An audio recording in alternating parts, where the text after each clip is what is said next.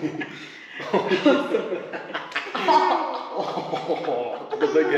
back. The crew is back in the workshop. We had a nice little week away up at Gothenburg, or as the Swedes would say, Göteborg. Let's not pronounce that. Yeah, we had a few chores to do and we didn't get the best weather, so we didn't have a remarkable time, but it was good to have a little break and a change of scene. Went and finally met Klaus and Sophia at Tatanka, which is great. We've mentioned Tatanka quite a few times on the channel. They are the ones that supply all of the Volvo parts internationally for the old TGBs. So yeah, very grateful for them because we've needed a lot more part than we thought we would. yeah, already. Probably more to come as well. So Klaus, pretty much as a backstory, he purchased all the rights from Volvo to the original TGB stuff, so he can actually remanufacture things to the original spec. He's got all the drawings. So it's very much a legitimate Volvo, just without the Volvo name. So yeah, very grateful for Tatanka. And kind of long story short, I'd sort of mentioned it before, but we had our wheels widened, but rather than us sending our wheels up to the guy up in Gothenburg, we asked politely if Tatanka would supply their old wheels that we were hoping were kind of just sitting around, right? In exchange, we would bring ours up when the wheels were complete. We would bring ours up to Tatanka. Hopefully that makes some sense, but we did like a bit of a swapperoo, and that worked really well, and we're very grateful for that. Otherwise, we would have been like at least 4 weeks, wasn't it? Yeah, there was a lot of delay, and that was not ideal, but the original ETA was meant to be 2 to 3 weeks for the wheels to be complete, but yeah, it did end up taking quite a bit longer. So that would have meant that we had no wheels, couldn't have got like the bisector, things like that. So that really, really helped. And then we also bought some bulky items that we then didn't have to pay shipping on to get them down here. So it was really good. The sub was quite loaded. The sub was, yeah, it had a bit of a sagging butt on it, didn't it, when we were driving. And then also we went another day and picked up our wheels, which I'll show you a bit later on. Finally! Yeah. One of our favorite little trip that we did was to a little island called Marstrand. We took a little ferry to go there, and there's like a fortress there. There was a little regatta going on. There was a nice little vibe in the city. Yachting regatta. It was neat, and there were a couple of cool playgrounds for Oakley. We got ice cream. Yeah, beautiful weather, beautiful town. Highly recommend. You can either camp there. We'll potentially go back. I think we would go back. It's like its own little island, and then you just go over on a ferry, which takes like literally 2 minutes at the most. And the fortress, we'll put the name of the fortress, well worth a visit. Was cheap to go inside, and they had left it quite rustic, I guess. So there were like alleyways and things that you could fall down big holes, like murder holes. So it was quite cool. Not very prom friendly, but yeah, we got there. We got there. So that was really good. And then we had lots of rain. We went to the Aero Museum. You saw some cool trucks. Saw some cool trucks, even TGB. Saw a wicked truck for overlanding. But from all the research I have done on it, I don't think it's a road legal vehicle, and also incredibly hard to find. It's basically called, I think it's called the Sky Lounge, and NASA uses them as well as a airport in America. It's basically a truck with a giant scissor lift. There's no cab. And then it's just this big long, like hallway gantry thing that they use to load planes on. But it would make a rocket. Yeah, I was waiting for Chris to actually mention that. It was like, oh, should we do that in the next build? No, like you convinced me for the mug, for the Volvo. These, I'm not too sure. It's pretty cool. It'd be one of a kind. Yeah. Anyway.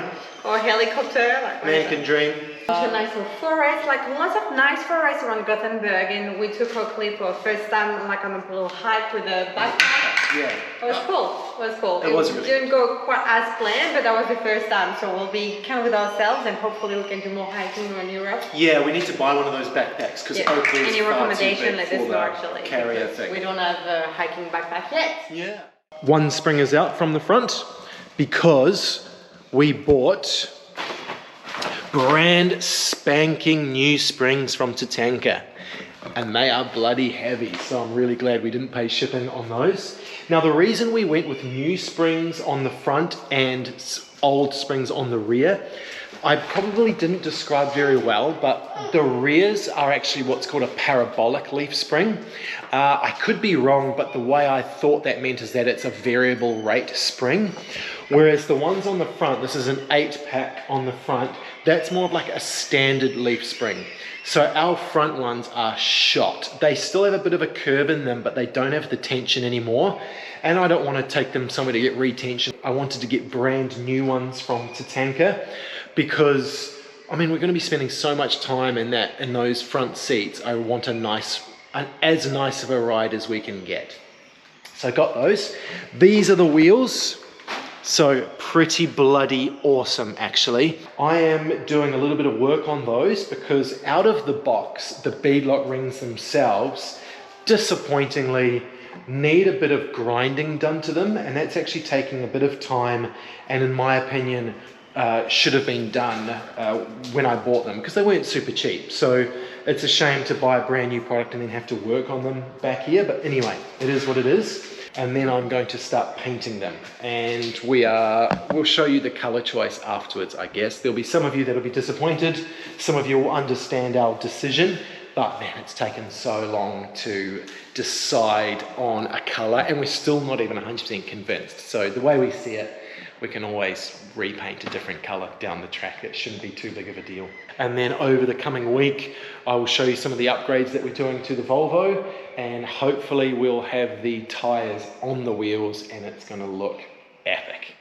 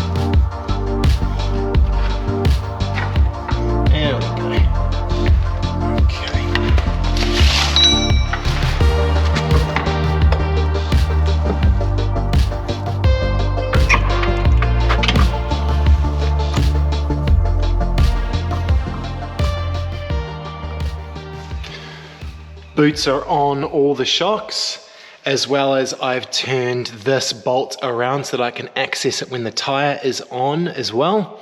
Oh, and I've also turned this cup washer around so it's facing the other way. So thank you very much for those tips. I do appreciate it. Just to play devil's advocate on the boots on or boots off sort of thing with the shock absorbers, a bit of context for why I think it would be absolutely fine to run the boots off. Ange and I had a weapon of a Jeep called the General. It was a Rubicon on 37s with a big old 4.5-inch lift.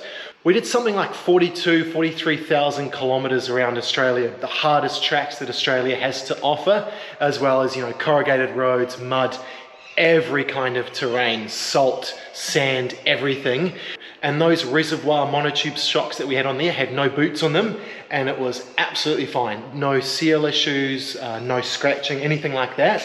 But like some of you have said, best to be safe than sorry, so the boots are back on. They've just been zip tied. So one good thing about these boots is they do have drainage holes. So they've got 6 drainage holes on the bottom and 6 drainage holes at the top. So that should at least stop water pooling inside. Getting a workout in. Whoa!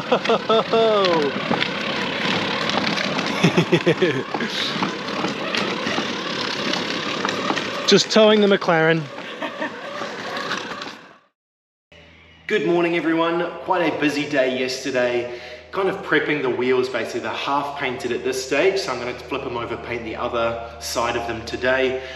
This is the new leaf pack. Don't know if you can tell from the angle of the camera, but it sits a lot higher than this original one that I've pulled out, kind of demonstrating how this has just sagged so much. And that'll be even more evident when I actually put these in. I'm sure the truck is going to sit quite a lot higher, at least at first, and then it will settle down, I'm sure.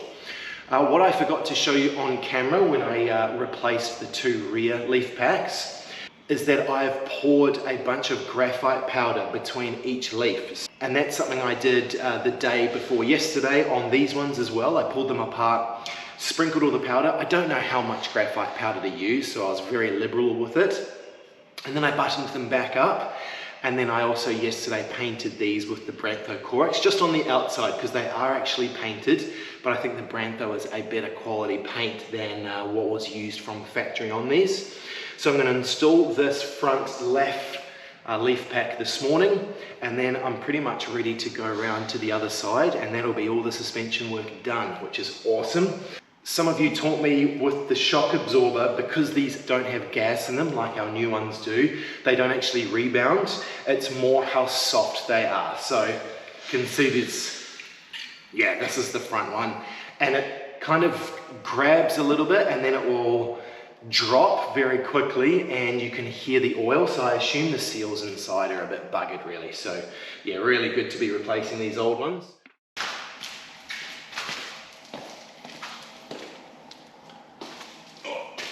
This thing is strangely dense.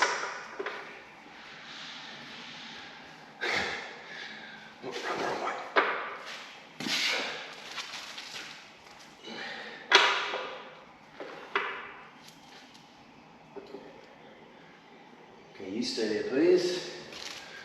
So I'm going to use the jack to basically wheel it into position and then try and get the 2 far bolts in, and then I can focus on the U-bolts in the center.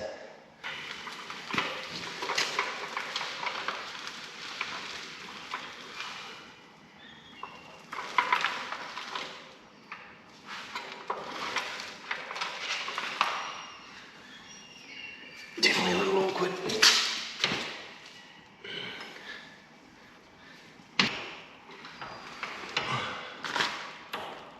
I think that's doable.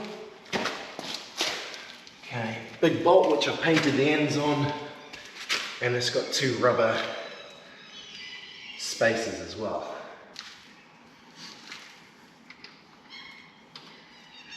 Looking good so far.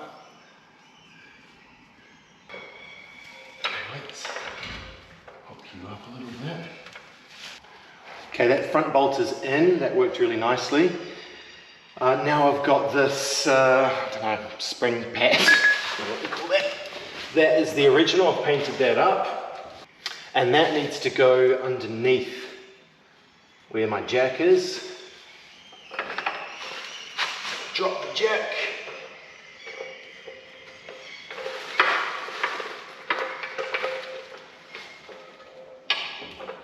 Cool.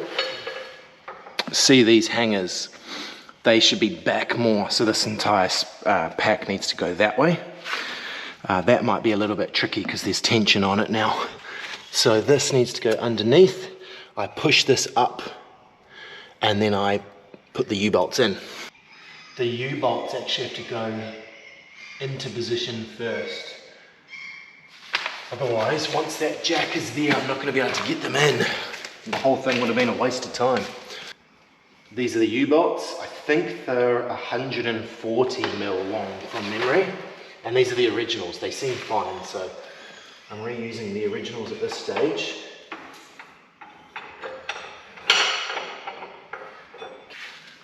So they kind of need to go like that.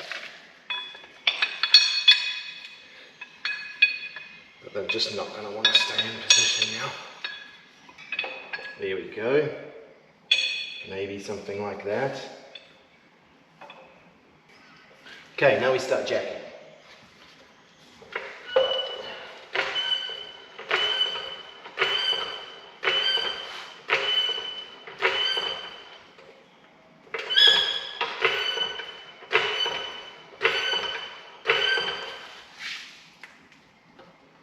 Well, it is kind of straightening up.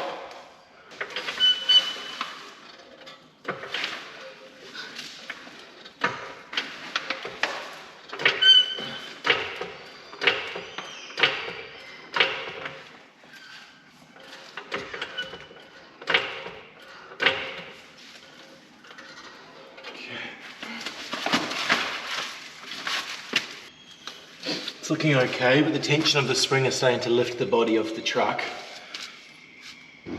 So one thing I might need to do is actually slowly drop the axle.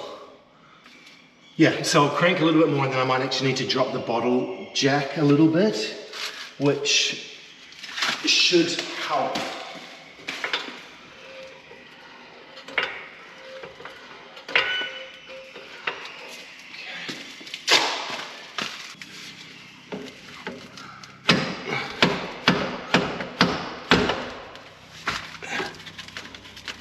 Crashing the hammer.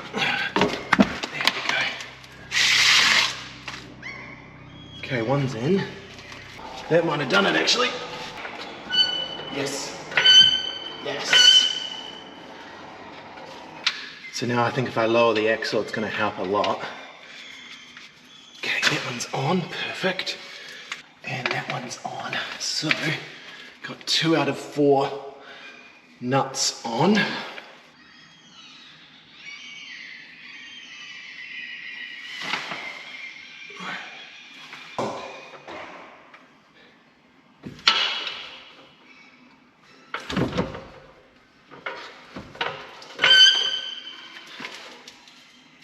Think that worked. Yes, okay. That one a little tighter. Good morning. So as you can see, no surprise, these are the wheels. We've painted them black. So there are a few reasons behind it. The first one, I guess mostly for me, is the white color. I actually saw some pictures. I saw a Pinzgauer 6x6 with white wheels. And the more I looked at pictures with white wheels, the more I felt like it looks cool for vintage, maybe more smaller tire vehicle. But you will see the tires we're gonna put on the TGB. They're pretty beefy and pretty, they are off-road tires, they're mud tires. So the white just doesn't suit. So yeah, we went with black because you can't really go wrong with black in that respect. It won't show any dirt, it's easy to touch up. It may be a little bit boring, I guess, but I think it's the safest and best option, and we can always repaint them one day if we wanted to. We've got the beadlock on top, which Chris will talk a bit more about. This will be another color. We've got 2 options possible, which we'll do some tests and decide which one we prefer. Hopefully it goes nicely with the tire, but yeah, this is the decision we've made. Surprisingly, white was the color that most of you liked. I'll put a percentage on the screen of what were the results. But yeah, we won't go with white. I think yeah, that's just not right for this vehicle for now. There were other options. A burnt bronze would have been really cool, but it's quite hard to find options for us to just do a DIY job and paint them. And yeah, maybe that would have been a bit weird to have another color on the wheels. So yeah, hopefully we won't regret our choice, but I think we did pretty good. Chris is working on the mount for the spare tire at the moment. Actually trying to work out. Trying to, yeah. From a donation from Bjorn, so someone else had done on their TGB this like sort of cross thing because they had larger tires. So I'm thinking, yeah, paint that up. I need to get a few bolts. I'll probably tap this out to M12 and so I can find a couple of bolts that'll work. That'll connect to there, and then the wheel would sit on top of this piece of pipe, and then this comes through and clamps to the tire itself. The benefit of this as well is it's going to lift the tire higher because otherwise we might have clearance issues down here, which I hadn't actually thought of. So that'll lift the tire. The only downside of that is going to cover some of the window. It always would have anyway, but yeah, that lifts it up a little bit higher. So, and it looks pretty secure.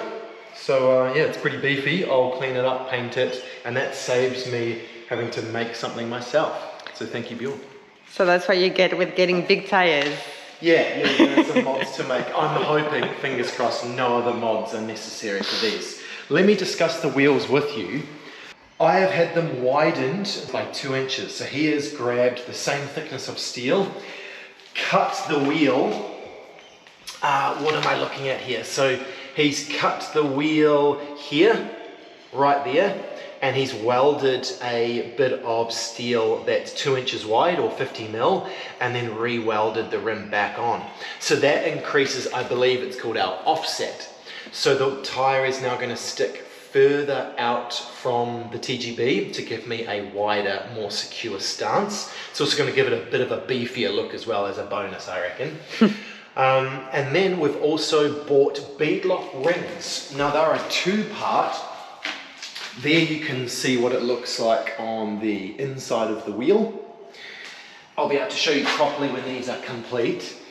This is the outer piece. This clamps over the tyre, connects with the bottom beadlock ring, and then 24 bolts secure the outer lip of the tyre. Bam!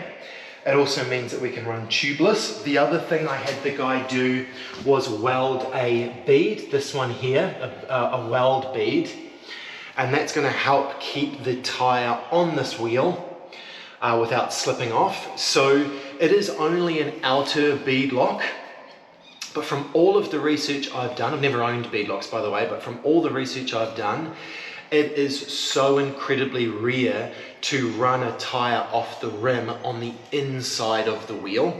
That's more talking about proper like racing trucks that would need a beadlock that clamps on the inside as well. So I think for 99.9% of applications, just the outer beadlock ring will work best for us. It also will be the easiest to maintain as well. And the main benefit of the beadlock is it stops the tyre spinning on the wheel at really low pressures and in effect rolling off of the wheel and therefore losing the bead. So that is where the beadlocks come into play. Now I know some of you probably will be like, what on earth are you doing running beadlocks? We do want to do heavy off-roading in this TGB as well as rock crawling in the States. To the best of our ability with the TGB. This is going to enable us to get really low pressures and never have to worry about the tyre running off the bead. So it gives us peace of mind and security. There are legal grey areas, so a lot of people, really there's a myth that they're illegal in America. From all of the research I've done, there's actually no laws, at least nationwide in the States, that say a beadlock is illegal on the road. You can correct me if I'm wrong, but I've done hours of research into this. A lot of people say they're not DOT approved.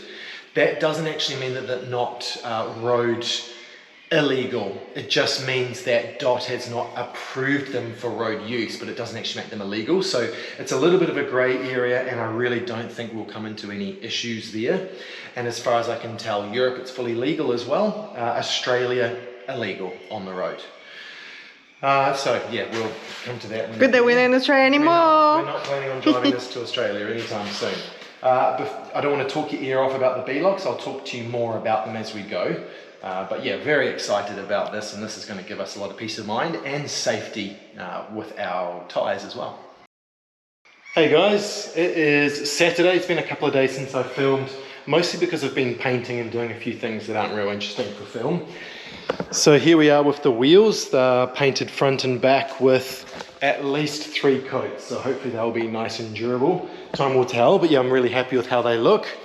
A special epoxy primer was used when these were powder coated, so I can actually keep the inside where the tyre will actually cover. I can keep that pretty much primer, so I didn't have to waste too much paint in it. So that's just overspray over grey, but yeah, that'll be absolutely fine. So you're very happy with how these are looking. And I'm also working on this little project. So this has arrived. So here is the larger TGB20 radiator. That will go there. And it uses these stock tabs to overlap and clamp it to it. And then I've got this bad boy electric spout fan, a big one, that will bolt to it, and that'll be drawing air in through the radiator. So this shroud is very cleverly made, and I'm really impressed with it. It was made by a bloke on the forum called Gerald Coe. Thank you, Gerald. I got recommended this shroud, saw it a few times being recommended on the forum. So I reached out to him, paid him for that, and he also got me the fan and a PWM controller. So I'm going to add riv nuts here at Gerald's suggestion so that I can remove the fan if I ever need to without actually having to take the whole radiator out and the shroud off. Now the other thing I've been working on are these wooden strips. So they are the exact spec wooden strips made out of Swedish ash that I bought from Tatanka when we went up there. And they will go back on the sides of the truck, which I'm excited about because that'll sort of finish off the side panels of the Volvo. These were a little bit rusty and not a metric thread, so I have tapped them to be M6, and then I've bought hardware that'll go in here, some stainless hardware. And these are drying because I've oiled them with Swedish teak oil. So it doesn't add a stain at all. We wanted to keep the original wood finish, but it will add some protection, and we can keep putting that oil on every 6 months to a year. Hopefully that'll be nice. We didn't really want to stain it, and some of you will know with wood finishes, it's a massive kettle of fish. There's so many variables and options, and it's hard. So we decided to go with that oil. Kind of similar to linseed oil or Danish oil. So I think, yeah, that might be, hopefully that'll be a good choice. So I'm going to add the riv nuts to the shroud now, and then I'll have to work out how the temperature sending works. I'll need to buy cabling for it, and that'll be a little bit of a longer process, I guess, because it has to be right, it has to be perfect before I start pulling out the original radiator.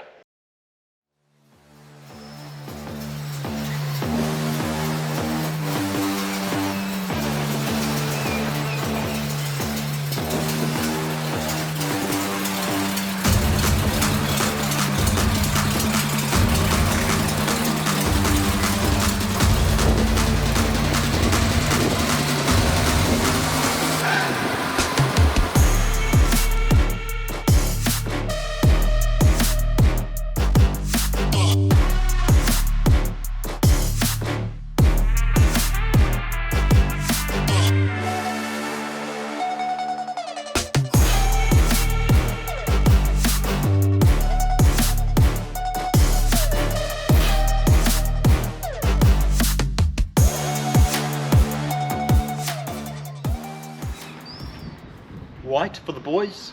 Oh, blue-gray for the girls. Our next reveal. There we go. What do you think?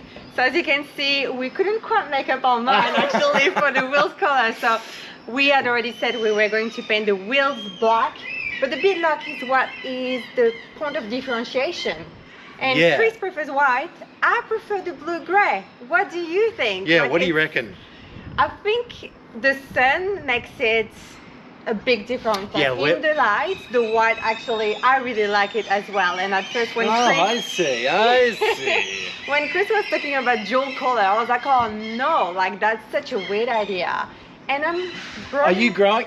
Slightly. It's such a cool idea, you know it. I think one day if you're in the mood of shooting white wheels and one day blue-gray. Exactly. That works. So I got the idea from those Hayabusa motorbikes that have a dual color. So one side will be purple and the other side will be black. I reckon it actually looks you pretty understand cool. why I was not keen at first. Wheel and tire combo, but a lot goes into this decision because as we know from Bowser, tires are the most important upgrade you can do on an Overlander. Yeah. Hands down, aren't they? Even an before off-roader. recovery gear or anything, tires, because that's what you're gonna 100%. deflate first. So we always want the best tire that we can get. Exactly. So we are incredibly stoked, proud and privileged to be working with Maxxis tires on this beast. So yeah, we're really lucky, aren't we? And you would have spotted the tires at the back of the workshop for months. We received them more than 2 months ago.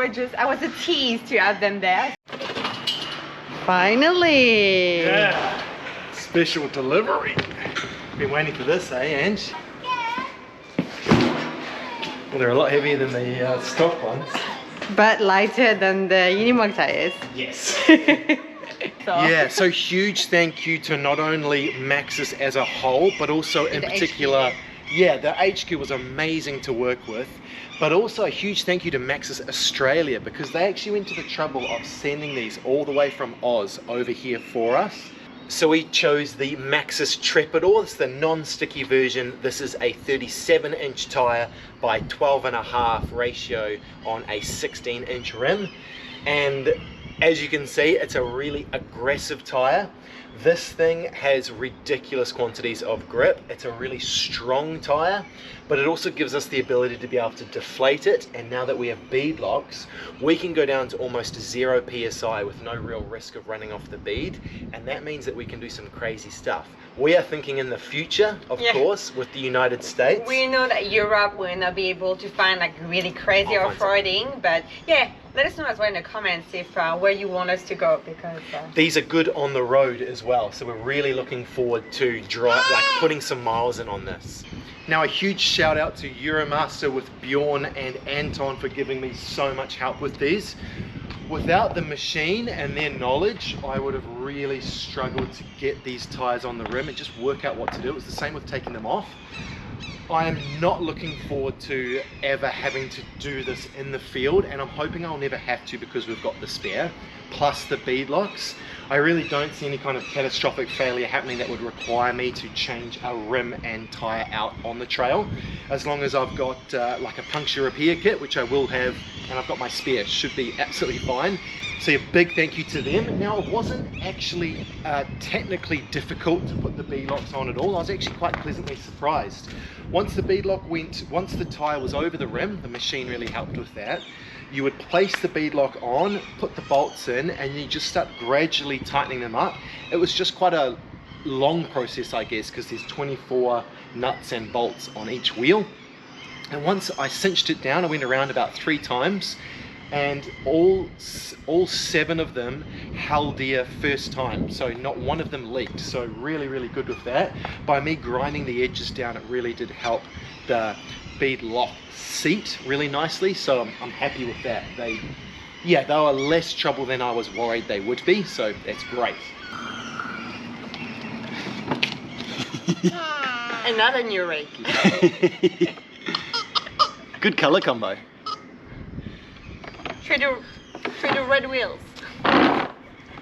Just wanted to briefly talk about the spare tire. So that sort of modified mount that Bjorn gave me fit perfectly. So that spaced the big fat tire out just enough for it to just snugly fit where the carrier was. And that's also freed up a little bit of space on the inside of the wheel where I'll probably put a recovery rope, a little bit like what it was originally. They had the metal strop that wrapped around in the center, and then probably a trash bag.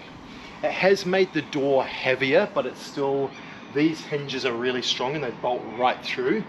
So I'll see if it looks like things are bending at all, over corrugated roads or whatever. I'll reinforce them from the inside if I need to, but I've not heard of that happening on the forum. So yeah, fingers crossed, spare will be fine just there. And there's also a space on the new mount for a padlock, so we can actually padlock this, and then you can't actually pull the wheel off without cutting a padlock. So that will deter at least some people with sticky fingers if we ever park it up in some dodgy place. So I'm a firm believer that just like a vessel, your vehicle needs to have a name. It needs to be personified, because our life depends on this vehicle when we go remote. Part of the family. With Bowser, it's part of the family. It's going to be our home on wheels, and I think it does deserve a name. So after our Jeep the General, our Unimog Bowser, let us introduce you to Scotty, our Volvo TGB 13. So we need a champagne bottle. So Scotty is spelled S-K-A-D-I. I'm not sure if that's a D actually, it's like a Scandinavian letter.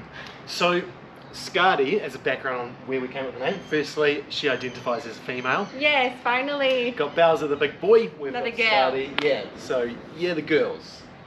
You're the girls. So Skadi is a name from Scandinavian mythology. Now, if you're unfamiliar with Scandinavian mythology, it includes sort of Denmark, Norway, Sweden, Iceland, and even, I guess, parts of Germany. So that's where you've got, Thor, Odin, Loki, those types of gods. Skadi is the goddess of the wilderness, of winter and of the hunt. So people would pray to Skadi when they wanted a good hunt or a good harvest. She had a number of different roles and was a really important deity in Scandinavian mythology. So we think that's a really fitting name, calling this vehicle after the goddess of the wilderness, especially because we want to be going pretty darn remote in this thing. Now in Iceland, the name Skadi has taken on a slightly different meaning, which I think is danger. So we're not really Damage. Yeah, damage. That's So we don't it. want any negative connotations. So just think wilderness. This is Skadi in a nutshell. We decided on the name months ago, but we really wanted... That was a little secret. Yeah, we really wanted to do the full transformation for her before we announced the name. So here we go. But stay tuned because next week we're starting potentially the biggest project on Skadi. I'll put a little sneak clip here. It has been months in the waiting and it finally arrives tomorrow by The truck. delivery is here, so yeah, we can't wait to reveal it for you. We're nervous, excited, apprehensive, but yeah, it's gonna It's be... gonna be the biggest transformation. So, yeah. Alright, see you there.